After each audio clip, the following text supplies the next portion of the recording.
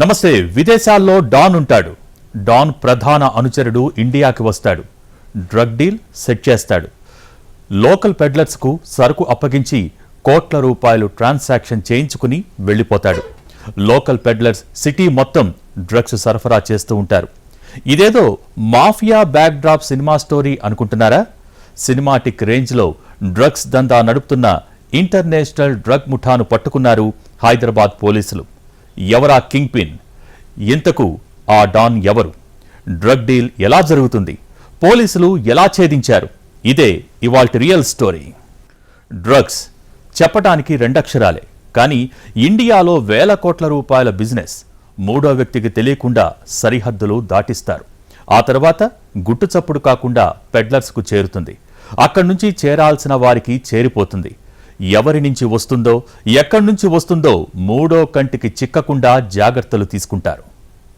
విదేశాల్లో ఉండే డాన్ మొహం ఎవరూ చూసి ఉండరు. ఎలా ఉంటాడో, ఎప్పుడు ఎక్కడ ఉంటాడో కూడా తెలియదు. కనీసం ఒరిజినల్ పేరు కూడా తెలియదు. కానీ తన ఆదేశాల మేరకు ప్రపంచ దేశాల్లో నెట్వర్క్ నడిపిస్తూ బిజినెస్ చేస్తుంటారు. డాన్ ప్రధాన అనుచరులుగా ఉండే 3-4 చోటా డాన్లే ఎంటైర్ నెట్వర్క్ ను ఆపరేట్ చేస్తుంటారు. వీళ్లే డీల్స్ చేస్తుంటారు. ఫ్లైట్లు, హెలికాప్టర్లలో వచ్చి నిమిషాల్లో సరుకిచ్చి కోట్ల రూపాయల సూట్ కేసులు తీసుకుని వెళ్లిపోతుంటారు. ఇలాంటి సినిమాలు ఎన్నో వచ్చాయి. మాఫియా బ్యాక్ డ్రాప్తో ఉన్న సినిమాల్లో ప్రతి విలన్ బ్యాక్గ్రౌండ్ ఇదే చూపిస్తుంటారు. ఇలాంటి సినిమాలు చూసి wow, what a creativity, director అద్భుతంగా తీశాడనుకుంటాం కదా. కానీ రియల్ లైఫ్లోనూ ఇలాంటి కథలే నడుస్తున్నాయి. షాక్ అవుతున్నారా?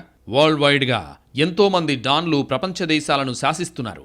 ఒక్క ఫోన్ కాల్తో ఎంటైర్ నెట్వర్క్ను ఆపరేట్ చేస్తున్నారు. లక్షల కోట్ల దందాలు నడుపుతున్నారు.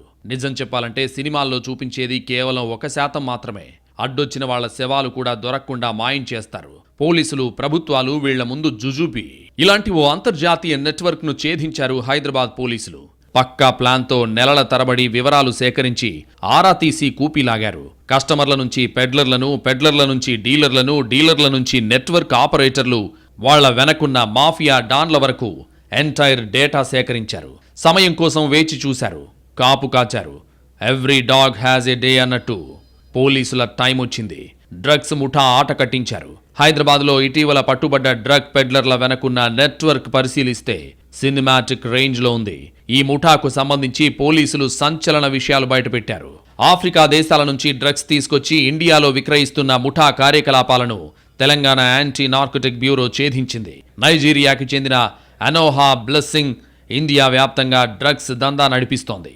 భారత్లోని ప్రధాన నగరాల్లో తన మాఫియాను విస్తరించి డ్రగ్ డీల్ను సెట్ చేస్తోంది.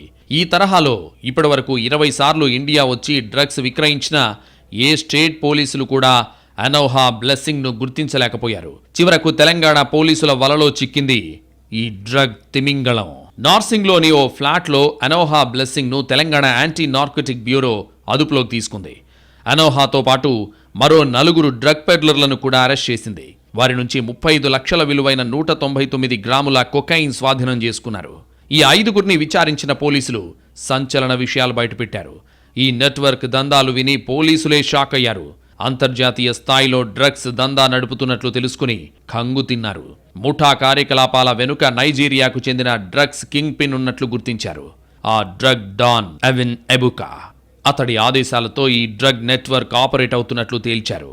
నైజీరియాకు చెందిన ఎవిన్ ఎబుకా స్టూడెంట్ వీసాపై హైదరాబాద్ వచ్చాడు. చదువు పేరుతో టోలీ చౌకీలో ఉంటూ డ్రగ్స్ విక్రయిస్తున్నాడు. అయితే ఉస్మానియా యూనివర్సిటీలో ఓ కోర్సులో చేరేందుకు ఎబుకా సబ్మిట్ చేసిన డీడీ నకిలీదిగా గుర్తించారు ఓయూ అధికారులు.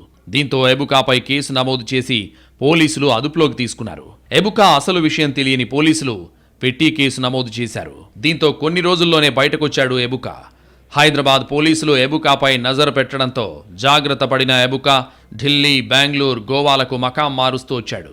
ఇండియాలోని ప్రతి మెట్రో సిటీలో డ్రగ్స్ సిండికేట్ను ఏర్పాటు చేస్తూ వచ్చాడు. డ్రగ్ డీలింగ్లో ఆరితేరాడు. ఇండియా వైడ్గా సిండికేట్ నెట్వర్క్ను ఏర్పాటు చేసిన ఎబుకా నైజీరియాకు వెళ్లిపోయాడు. డ్రగ్ డీలింగ్లో తన స్నేహితురాలు అనోహాను ఇండియా ఏజెంట్గా నియమించాడు. 2018లో భారత్ వచ్చిన అనోహా ముందుగా బెంగళూరులో మకాం పెట్టింది. హెయిర్ స్టైలిస్ట్గా పనిచేస్తూ ఎవరికి అనుమానం రాకుండా ఎబుకా ఏర్పాటు చేసిన సిండికేట్ను లీడ్ చేసింది. సముద్ర మార్గాల్లో నైజీరియా నుంచి డ్రగ్స్ తీసుకొచ్చి సిండికేట్కు అప్పగించింది. లోకల్గా పెడ్లర్లను ఏర్పాటు చేసి బెంగళూరు వ్యాప్తంగా కస్టమర్లకు డ్రగ్స్ సరఫరా అయ్యేలా చేసింది. ఎలాంటి అడ్డంకులు లేకుండా డ్రగ్ నెట్వర్క్ రన్ అయ్యేలా సెట్ చేసింది అనోహా. బెంగళూరు కేంద్రంగా ఇతర రాష్ట్రాలకు డ్రగ్స్ సరఫరా చేసింది. హైదరాబాద్లో డ్రగ్స్ కి డిమాండ్ ఎక్కువగా ఉండడం, బెంగళూరు నుంచి హైదరాబాద్కి ఎక్కువ మొత్తంలో డ్రగ్స్ సప్లై అవుతుండడంతో అనోహా హైదరాబాద్కు మకాం మార్చింది. హైదరాబాద్లో అప్పటికే ఎబుకా ఏర్పాటు చేసిన సిండికేట్ను కలిసింది అనోహా. మూగబోయిన నెట్వర్క్ను యాక్టివేట్ చేసింది. పెడ్లర్లను ఏర్పాటు చేసింది. పలు మార్గాల్లో నైజీరియా నుంచి నేరుగా డ్రగ్స్ హైదరాబాద్ తీసుకొచ్చి సప్లై చేసింది అనోహా. హైదరాబాద్లో డ్రగ్స్ కేసులు పెరగడం, తరచూ డ్రగ్ పార్టీల్లో ప్యూర్ కొకైన్ లభ్యం అవుతుండడంతో పోలీసులు అలర్ట్ అయ్యారు. అప్పటి వరకు గంజాయి, హ్యాష్ ఆయిల్, ఎండిఎంఏ, ఎల్ఎస్డి వంటి డ్రగ్స్ మాత్రమే దొరికే హైదరాబాద్లో విచ్చలవిడిగా కొకైన్ పట్టుబడ్డంతో పోలీసులు నిఘా పెంచారు. డ్రగ్ కస్టమర్లను ఎప్పటికప్పుడు ట్రాప్ చేశారు. పట్టుబడిన కస్టమర్లకు ఎక్కడి నుంచి డ్రగ్స్ వస్తోందో స్టెప్ బై స్టెప్ కూపీ లాగారు. డ్రగ్స్ విక్రేతల నుంచి పెడ్లర్ల డేటా సేకరించారు. పెడ్లర్ల ఆచూకీపై స్పెషల్ టీమ్స్తో నిఘా పెట్టారు. ఈ ఏడాది జూన్లో అనోహా బ్లెస్సింగ్ హైదరాబాద్ వస్తున్నట్లు గుర్తించారు. ఆమె కదలికలను ఎప్పటికప్పుడు తెలుసుకునేలా ప్రత్యేక టీంలను యాంటీ నార్కోటిక్ బ్యూరో మోహరించింది. పక్కా ప్లాన్తో అనోహాను ఫాలో అవుతూ వచ్చారు పోలీసులు. హైదరాబాద్ లంగర్ హౌస్లో ఉండే ఓ ఫ్లాట్లోకి వెళ్ళింది. దీంతో స్పెషల్ పోలీసుల ఫోర్స్తో ఫ్లాట్పై రైడ్ చేసి అనోహాను అదుపులోకి తీసుకున్నారు. అనోహాతో పాటు ఫ్లాట్లో అజీజ్ నోహిమ్, ఎజ్నోహి ఫ్రాంక్లిన్ ను కూడా అరెస్ట్ చేశారు. అనోహా అండ్ గ్యాంగ్ తో పెద్ద మొత్తంలో డ్రగ్స్ స్వాధీనం చేసుకున్నారు పోలీసులు. అనోహాకు హైదరాబాద్లో ఉన్న డ్రగ్ సిండికేట్ టీం వివరాలను కూపీలాగారు. లోకల్ పెడ్లర్లుగా అబ్జైన్ కంపెనీలో కన్సల్టెంట్గా పనిచేస్తున్న విశాఖపట్నంకి చెందిన అల్లం సత్యవెంకట గౌతమ్, అంబేద్కర్ కోనసీమ జిల్లా అమలాపురంకి చెందిన కార్ డ్రైవర్ శానబోయిన వరుణ్ కుమార్, రాజేంద్రనగర్ బండ్లగూడ జాగీర్కు చెందిన ఈవెంట్స్ కొరియోగ్రాఫర్ మహమ్మద్ మెహబూబ్ షరీఫ్లను అదుపులోకి తీసుకున్నారు. అనోహా వెనుక ఎబుకా ఉన్నట్లు తెలుసుకున్న పోలీసులు షాక్ అయ్యారు.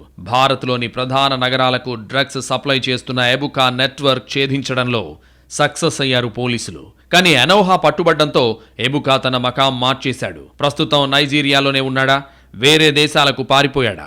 అనోహా లాంటి అనుచరులు ఇంకా ఎంతమంది ఉన్నారు అనేది పెద్ద సవాల్గా మారింది. అసలు పోలీసుల రిమాండ్ రిపోర్ట్లో ఏముంది? ఎంతమంది నిందితులుగా ఉన్నారు? డ్రగ్స్ దందా ఎలా నడుస్తోంది? ఎక్కడి నుంచి తెస్తున్నారు? డ్రగ్స్ సరఫరాలో ఎబుకా, అనోహాతో పాటు ఎవరి ద్వారా కస్టమర్స్కు చేరుతోంది? అనోహాను పోలీసులు ఎలా పట్టుకున్నారు? డ్రగ్స్ కేసులో పోలీసులకు దొరికితే తప్పించుకోవాలని ప్లాన్ చేసింది ఎవరు? Drugs kingpin Evin Ebuka student వీసాపై ఇండియాకొచ్చాడు. ఉస్మానియా యూనివర్సిటీలో కోర్సులో చేరాడు. అయితే కోర్సులో చేరే సమయంలో నకిలీ డీడీ ఇచ్చి అడ్డంగా బుక్ అయ్యాడు. అయితే పెట్టి కేసులో అరెస్ట్ అయి విడుదలయ్యాడు. ఆ తర్వాతే అసలు దందాను షురూ చేశాడు. నార్సింగ్ డ్రగ్స్ కేసు రిమాండ్ రిపోర్ట్లో పోలీసులు సంచలన విషయాలను వెల్లడించారు. నిందితుల్లో 7 పెడ్లర్లు, 13 మంది కస్టమర్లు ఉన్నట్లు తేల్చారు. A10గా రకుల్ ప్రీత్ సింగ్ సోదరుడు అమన్ ప్రీత్ సింగ్ ను చేర్చారు. డ్రగ్స్ ను హైదరాబాద్ తీసుకురావడానికి కింగ్ పిన్ ఎబుకా అనేక జాగ్రత్తలు తీసుకున్నాడు. పోలీసులు నిఘా టీంలకు ఎలాంటి అనుమానాలు రాకుండా వ్యవహరించాడు. డ్రగ్స్ ను తరలించడానికి ఎక్కువగా పబ్లిక్ ట్రాన్స్పోర్ట్లను వినియోగించేలా వ్యూహాలు రూపొందించాడు. ఇందుకోసం అదే దేశానికి చెందిన అనోహా బ్లెస్సింగ్ కు ఇండియాలో డ్రగ్స్ బాధ్యతలు అప్పగించాడు. ఆమె ఎవిన్ ఎబుకా తరపున మొత్తం డ్రగ్స్ దందాన్ని నడిపించింది. హెయిర్ స్టైలిస్ట్ గా పనిచేస్తూనే ఎవరికి అనుమానం రాకుండా దందాను సాగించింది. డీల్స్ ను సెట్ చేయడంలో సక్సెస్ అయింది. వచ్చిన సరుకును వచ్చినట్లే అమ్మడంలో కొంతకాలంలోనే ఆరితేరిపోయింది. ఎబుకా సొంత దేశం నైజీరియా నుంచి డ్రగ్స్ ను సరఫరా చేసేవాడు. Nigeria to Delhi, Delhi to Hyderabad, Hyderabad to ఆంధ్రప్రదేశ్లోని పలు ప్రాంతాలకు డ్రగ్స్ చేరేలా నెట్వర్క్ను తయారు చేసుకున్నాడు. ఒక చోట నుంచి మరో చోటుకు డ్రగ్స్ను చేరవేసేందుకు రైళ్లు, విమానాల్లోనే ఎక్కువగా ప్రయాణించేది అనోహా. ఇప్పటి వరకు 20 సార్లు హైదరాబాద్ వచ్చిన ఆమె ప్రతిసారి 200 నుంచి 300 గ్రాముల కొకైన్ తీసుకొచ్చేది. 7 సార్లు విమానంలో ప్రయాణిస్తే 13 సందర్భాల్లో రైళ్లు, బస్సుల్లో నగరానికి చేరుకుంది. ఎక్కువసార్లు హైదరాబాద్ టు నైజీరియాకు వెళ్లి వస్తున్నట్లుగా పోలీసులు గుర్తించి ఆమెపై నిఘా పెట్టడంతో అసలు భాగోతం వెలుగులోకొచ్చింది. అదే సమయంలో ఎబుకా అనుచరుడు లంగర్ హౌస్లో నివాసముండే అజీజ్ నోహిమ్ డ్రగ్స్ విక్రయిస్తున్నట్లు గుర్తించారు. కొన్నాళ్లు జైలు శిక్ష అనుభవించి బయటకొచ్చాడు. అజీజ్ నోహిమ్కు ఎజనోయి ఫ్రాంక్లిన్తో పరిచయం ఏర్పడింది. ఎబుకా, అజీజ్ నోహిమ్, ఫ్రాంక్లిన్ ఒకే దేశానికి చెందినవారు కావడంతో పరిచయం సులువైంది. అనోహా బ్లెస్సింగ్ నైజీరియా నుంచి డ్రగ్స్ తీసుకొచ్చాక ఫ్రాంక్లిన్ ఖలేషి, నోహిమ్ హైదరాబాద్లో పెడ్లర్లు గౌతమ్, వరుణ్కు విక్రయించేవారు. వీరంతా తెలుగు రాష్ట్రాల్లో కస్టమర్లకు సరఫరా చేసి మత్తులో ముంచి క్యాష్ చేసుకునేవారు. ఎక్కువ మన seizures are ganja oriented seizures ఎక్కువ ఉంటాయి. బట్ దాంతోపాటు మధ్య మధ్యలో వి ఆల్సో రీసెంట్లీ ఒకటి కొకేన్ పెడల్ చేసిన గ్యాంగ్ కూడా పట్టుకున్నాం నార్సింగిల్లో. సో హెరోయిన్ కూడా మిక్స్, హెరోయిన్ అంటే ఈ ఓపియం కేక్స్ కొన్ని, ఓపియం మిక్సెస్ కొన్ని మొన్న పట్టుకున్నాం. పెడ్లర్లకు ఎలాంటి ఇబ్బందులు రాకుండా కావాల్సినంత డబ్బునిచ్చి తమకు సహకరించేలా ఉచ్చులోకి లాగేవారు. ఒక్కసారి అందులో చిక్కుకుపోతే ఇక అంతే సంగతులు. ఎబుకా నుంచి బ్లెస్సింగ్ అనే మరో నైజీరియన్ ద్వారా ఇండియాలో రాష్ట్రాలకు డ్రగ్స్ సప్లై జరిగేది. గౌతమ్ అనే డ్రగ్ పెడ్లర్ ద్వారా రాజమండ్రి, హైదరాబాద్, ప్రకాశం జిల్లాలకు డ్రగ్స్ చేరుతున్నట్లు పోలీసుల విచారణలో వెల్లడైంది. 9 నెలల్లో 10 లక్షల రూపాయలను కమిషన్ రూపంలో డ్రగ్ పెడ్లర్ గౌతమ్కు ఎబుకా ఇచ్చినట్లు తేలింది. బండ్లగూడలో ఉన్న లుంబిని కమ్యూనికేషన్స్ ద్వారా డబ్బు చెల్లింపు జరిగేది. హైదరాబాద్, ఫిలింనగర్, జూబ్లీహిల్స్, బంజారాహిల్స్, పంజాగుట్ట, గచ్చిబౌలిలోని కస్టమర్లకు డ్రగ్స్ సప్లై చేసిన ఎనోహా స్నేహితురాలి పేరును తన పేరుగా మార్చుకుంది. పోలీసులకు దొరకకుండా పారిపోయేందుకు ఆఫ్రికా దేశమైన గినియా బిస్సో నుంచి నకిలీ పేరుతో పాస్పోర్ట్ తీసుకుంది. పట్టుబడినా తప్పించుకుని నైజీరియా వెళ్లేందుకు ఈ పాస్పోర్ట్ తీసుకుంది. కేవలం అంతర్జాతీయ సిమ్ కార్డులు, వాట్సాప్ ద్వారా మాత్రమే సంప్రదింపులు జరుపుతుండేది. 2019 సెప్టెంబర్ 27న ఒకసారి ధూల్పేట్ ఎక్సైజ్ పోలీసులు అరెస్ట్ చేశారు. కొన్ని రోజుల క్రితం నానల్ నగర్లోని గత నెల 24న గోల్కొండ ఖాదర్బాగ్లోని ఓ ఇంటిపై దాడులు చేశారు. ఐవరీ కోస్ట్కు చెందిన జాడీ పాస్కల్, ఒకోరో ఉచన్నా శామ్యూల్తో పాటు ఎబుకా సోదరుడు చిమా గుడ్లక్లను పట్టుకున్నారు. వారి నుంచి రికార్డు స్థాయిలో 17.78 లక్షల విలువైన 254 గ్రాముల కొకైన్, నగదు 3,20,000ను స్వాధీనం చేసుకున్నారు. ఆ తర్వాత 2 రోజులకు సైనిక్పురిలో ఉంటున్న ఘనా పౌరుడు Nelson Samuel Smith, republic of జాప్రీ దేశానికి చెందిన మార్క్ 4 గ్రాముల కొకైన్తో పట్టుబడ్డారు. పట్టుబడిన ఒక్కొక్కరి నుంచి పూర్తి స్థాయిలో సమాచారాన్ని సేకరించిన ఎన్ఫోర్స్మెంట్ బృందం ఈ ముఠా బెంగళూరు కేంద్రంగా దందా నడిపిస్తున్నట్లు గుర్తించారు. Usually heroine comes from across the border. It can be almost said that it comes from across the border because ఇక్కడ కంట్రీలో it is not produced anywhere. It comes from అక్కడ మీరు చదివి కూడా ఉంటారు. ఎనీ బిగ్ క్యాచెస్ పోర్ట్స్లో కానీ, of షోర్ ట్రాలర్స్లో కానీ, బార్డర్స్లోనే ఎక్కువ అవుతూ ఉంటుంది. So usually it comes from across the border. So ఇది ఆఫ్ఘనిస్తాన్లోనే అయిందని మనం విత్ అథారిటీ చెప్పలేం, బట్ వెరీ హై పాసిబిలిటీ అక్కడే అయ్యొచ్చు. ఎబుకా టీం సభ్యులంతా పట్టుబడ్డంతో హైదరాబాద్లోని వినియోగదారులకు కొకైన్ విక్రయించడం ఇబ్బందిగా మారింది. దీంతో ఎబుకానే రంగంలోకి దిగాడు. బెంగళూరు నుంచి అతని గర్ల్ ఫ్రెండ్ తోరి అమినాటాతో కలిసి హైదరాబాద్కొచ్చి నానల్ నగర్లో ఉంటున్నాడు. ముందే ఇతడిపై నిఘా పెట్టిన ఎన్ఫోర్స్మెంట్ బృందం ఎబుకా, అతడి గర్ల్ ఫ్రెండ్ను పట్టుకున్నారు. వీరి నుంచి 106 గ్రాముల కొకైన్ను స్వాధీనం చేసుకున్నారు. ఎబుకాను విచారించడంతో ఈ దందా మొత్తం బ్రెజిల్ కేంద్రంగా కొనసాగుతున్నట్లు వెల్లడించారు. బ్రెజిల్లో ఉంటున్న నైజీరియన్ చూస్ సముద్ర మార్గం ద్వారా ముంబైకి కొకైన్ స్మగ్లింగ్ చేస్తున్నాడు. అటు నుంచి థాగా అనే వ్యక్తి బెంగళూరుకు కొకైన్ సరఫరా చేసేవాడు. దాన్ని తన అనుచరులతో కలిసి హైదరాబాద్కు చేరవేస్తుంటాడు ఎబుకా. హైదరాబాద్లో వినియోగదారులకు 6 నుంచి 7,000 రూపాయలకు విక్రయిస్తున్నట్లు విచారణలో ఒప్పుకున్నాడు. దేశంలో అన్ని మెట్రో నగరాల్లోనూ డ్రగ్స్ దందా సాగుతోందా? పోలీసులు ఎంత నిఘా పెట్టినా, చెకింగ్ చేసినా సరిహద్దులు దాటుతూనే ఉందా? డ్రగ్స్ దందాలో పెడ్లర్స్, కస్టమర్స్ బలైపోతున్నారా? యువతను మత్తు పదార్థాలకు బానిసలుగా ఎలా మారుస్తున్నారు? వారికి ఎలా ఎరవేస్తున్నారు? డ్రగ్స్ ఇప్పుడే నగరానికి అతీతం కాదు, గ్లోబల్ విలేజ్గా మారిపోవడంతో అన్నీ లోకల్గానే దొరుకుతున్నాయి. భూమి మీద ఆ చివరి నుండి ఈ చివరి వరకు ఎంత ప్రమాదకరమైన డ్రగ్ అయినా ఈజీగా రవాణా అవుతోంది. సీపోర్టుల్లో, ఎయిర్పోర్టుల్లో హడావిడి చేస్తారు, చెకింగ్ అంటారు, కేసులంటారు. ఆ తర్వాత దాని ఊసెత్తేవారే ఉండరు. ఒక్క మాటలో చెప్పాలంటే దేశమంతా మత్తు పదార్థాలు విచ్చలవిడిగా వ్యాపిస్తున్నాయి. ఎక్కడ పడితే అక్కడ దొరుకుతున్నాయి. డ్రగ్స్ లేని పార్టీలు ఉండడం లేదు. ఈ కల్చర్ ఇలాగే పెరిగితే ఒక తరం మొత్తం నాశనం కావడానికి పెద్దగా టైం పట్టదని నిపుణులు చెబుతున్నారు. ఈ డ్రగ్ ముఠాలకు చెక్ పెట్టేదెలా? దేశంలో మత్తు పదార్థాల ఆనవాళ్లను నాశనం చేసేదెలా అన్న ప్రశ్నలు వస్తున్నాయి. డ్రగ్స్ హైదరాబాద్ నగరానికి మాత్రమే పరిమితం కాలేదు. ముంబై, బెంగళూరు, హైదరాబాద్, ఢిల్లీ, చెన్నై, పూణే ఇలా దేశమంతా మత్తు పదార్థాలు విచ్చలవిడిగా విస్తరించాయని తెలుస్తోంది. డ్రగ్ డాన్లు, కింగ్ పిన్లు గుట్టుచప్పుడు కాకుండా కొనసాగిస్తున్నారు. ఏ సిటీ డ్రగ్స్కి దూరంగా లేదు. డ్రగ్స్ కాస్ట్లీ కావడంతో కేవలం బడాబాబుల పిల్లలు మాత్రమే బానిసలుగా మారుతున్నారు. పెద్ద పెద్ద పార్టీల్లోనే డ్రగ్స్ వాడకం జరుగుతోంది. కానీ రవాణా పెరిగి విచ్చలవిడిగా దొరికితే జరిగే నష్టాన్ని అంచనా వేయడం కష్టం. మధ్యతరగతికి కూడా అందుబాటులోకి వస్తే కోట్లాది యువత నాశనం కావడం ఖాయంగా కనిపిస్తోంది. డ్రగ్స్ అంటే కేవలం మత్తు పదార్థాలు అమ్మడం, కొనడం మాత్రమే కాదు. కొందరు బానిసలుగా మారుతున్నారు.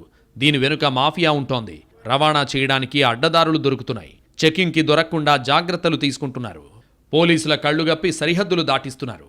నేరాలు పెరుగుతున్నాయి. లోకల్ గూండాల నుండి విదేశాల్లో ఉండే డాన్ల వరకు దీని వెనుక కీలక పాత్ర పోషిస్తున్నారు. ఖండాంతరాల అవతలుండి డ్రగ్స్ నెట్వర్క్ను నడిపిస్తున్నారు. కోట్ల రూపాయలు కొల్లగొడుతున్నారు. డ్రగ్స్ను తరలించడానికి పోలీసులకు దొరికితే తప్పించుకోవడానికి ఆయుధాలు వాడుతున్నారు. అడ్డొస్తే కాల్పులకు తెగబడుతున్నారు. చివరికిది శాంతి భద్రతల సమస్యగా మారుతోంది. ఇప్పటికే గంజాయి దొరకని ప్రదేశం ఉండడం లేదు. మద్యం సేవించడం కంటే గంజాయి కొట్టడం, డ్రగ్స్ మత్తులో ఉండడం సేఫ్ అనుకుంటున్నారు. స్కూళ్లు, కాలేజీ విద్యార్థుల నుండి చిన్న వయసులోనే భారీగా సంపాదించే యువత డ్రగ్స్ బారిన పడుతున్నారు. గంజాయితో పాటు LSD, MDMA, హెరాయిన్, కొకైన్కి బానిసలవుతున్నారు. ప్రపంచాన్ని కొత్త కళ్లతో చూసే యువత, ఉప్పొంగే ఉత్సాహంతో పరుగులు తీయాల్సిన యువత డ్రగ్స్తో నిస్తేజంగా మారుతోంది. జీవోత్సవాల్లా మారి ఎందుకు పనికి రాకుండా మారుతోంది. మత్తు మందులు రుచి చూపిస్తూ ముగ్గులోకి లాగుతూ పూర్తిగా బానిసలను చేస్తున్న ఈ ముఠాలకు యూత్ టార్గెట్ అవుతోంది. ఒక వ్యక్తి మనం కన్జ్యూమ్ చేసిన అన్న అతను కూడా సిగ్నిఫికెంటే ఎంటైర్ ప్రాసెస్ లో పట్టుకోవడానికి. సో కన్జ్యూమర్ దగ్గర నుంచి చేస్తే ఎవరు సప్లై చేసినా తెలుస్తుంది. సప్లై నుంచి చేస్తే ఎక్కడి నుంచి ఇతనికి మెయిన్ సోర్స్ ఏంటి తెలుస్తుంది. సో డిమాండ్ సప్లై పర్స్పెక్టివ్ లో ఒకవేళ ఇక్కడ కన్జ్యూమర్ అనే అతను డిమాండ్ ఉంటాడు, అతను అడుగుతాడు. సప్లై చేసేవాడు సప్లయర్ ఉంటాడు. ఈ రెండింటినీ మనం ఎక్కడ బ్రేక్ చేసిన ప్రాసెస్ని ఎంటైర్ నెట్వర్క్ మనకు స్టాల్ చేసినట్టయితుంది. 25 ఏళ్లకే లక్షలకు లక్షలు సంపాదిస్తున్న ప్రొఫెషనల్స్, యూత్ సెలబ్రిటీలు, బడాబాబుల పిల్లలు నిత్యం పబ్బుల్లో మత్తులో మునిగి తేలే బ్యాచ్ డ్రగ్స్ మాఫియాకు టార్గెట్ అవుతోంది. నగరంలో దొరికే మత్తు మందుల్లో ఒక్క డోస్ వేలల్లో ఉండే కాస్ట్లీ సరుకు నుంచి 100కు 200కు దొరికే చీప్ వైట్నర్ దాకా ఉన్నాయి. పబ్బుల్లో దొరికే కొకైన్, హెరాయిన్, మార్జువానా లాంటి వాటి కోసం నెలకు లక్షల్లో తగలేసే వాళ్ళున్నారంటే పెద్ద ఆశ్చర్యపడక్కర్లేదు. పేరెంట్స్ ఉద్యోగాల్లో బిజీ అయ్యి పిల్లలు ఏం చేస్తున్నారో పట్టించుకోకపోవడం డ్రగ్స్ వాడకం, పబ్ కల్చర్ పెరగడానికి కారణమనే వాదనలు ఎక్కువగా ఉన్నాయి. డ్రగ్స్ అమ్ముతున్న వారిలో ఎక్కువగా నైజీరియా, టాంజానియా, సోమాలియా దేశాలకు చెందిన యువకులుంటున్నారు. వీరిలో ఎక్కువ మంది స్టూడెంట్ వీసాలపై వచ్చేవాళ్లు, కొందరు టూరిస్ట్, మెడికల్ వీసాలపై ఇక్కడికి చేరుకుంటున్నారు. వీసా గడువు ముగిసినా ఇక్కడి నుంచి వెళ్లిపోవడం లేదు. తమ దేశాల నుంచి అక్రమంగా డ్రగ్స్ను తెచ్చి గుట్టుచప్పుడు కాకుండా దందా సాగిస్తున్నారు. మన దేశానికి వస్తున్న డ్రగ్స్లో ఎక్కువ భాగం దక్షిణాఫ్రికా నుంచే చేరుతోంది. గత 10 ఏళ్లలో 100 ముఠాలను పట్టుకున్న రవాణా, సప్లై మాత్రం ఆగలేదు. పబ్బుల్లో, సీక్రెట్ స్పాట్లలో డ్రగ్స్ చేతులు మారుతూనే ఉన్నాయి. ఒక్క డోస్ టేస్ట్ చేయడంతో కథ మొదలవుతుంది. స్కూల్ పిల్లలు, ఆ తర్వాత తోటి విద్యార్థులకు వీటిని పరిచయం చేయడం, మెల్లగా స్కూల్లో డ్రగ్స్ బాధితులు 10ల సంఖ్యలో తయారు కావడం సాధారణంగా మారింది. వీరందరికీ సరఫరా చేసేందుకు డ్రగ్ పెడ్లర్స్ పగడ్బందీ నెట్వర్క్ తయారు చేసుకుంటున్నారు. డ్రగ్ సప్లై కేసుల్లో 100కు 10 కూడా పట్టుబడటం లేదంటే ఏ స్థాయిలో వ్యాపిస్తుందో అర్థం చేసుకోవచ్చు.